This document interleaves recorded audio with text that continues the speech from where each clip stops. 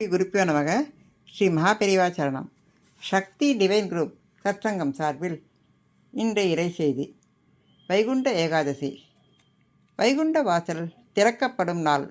ஆனால் ஒரு கேள்வி, நம் உள்ளத்தின் வாசல் திறந்திருக்கிறதா? இறைவன் நம்மிடம் எதையும் கேட்பதில்லை.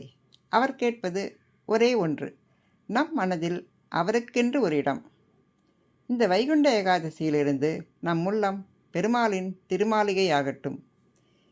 இது வெறும் நோன்பு மட்டுமல்ல, வைகுண்டம் நம் உள்ளத்தில் திறக்கும் நாள். அப்படியென்றால் இந்த நாளில் நாம் என்ன செய்ய வேண்டும்? முதலில் அதிகாலையில் எழுங்கள். பிரம்மமுகூர்த்தத்தில் எழுந்து மனம் உடல் இரண்டையும் தூய்மைப்படுத்துங்கள்.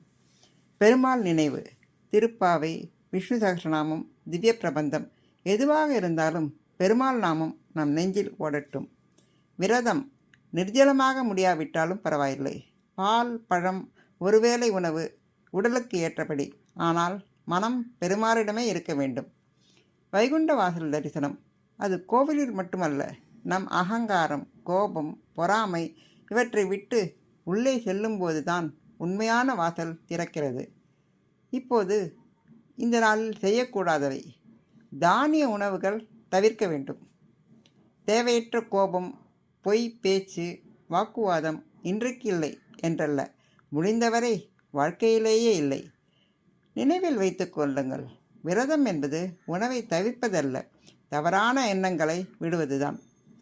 இந்த வைகுண்ட ஏகாதசியில் நம் உள்ளம் பெருமாளுக்கு வாசலாகட்டும். கண்ணீர் பக்தியாக மாறட்டும். மௌனம் ஜபமாக மாறட்டும்.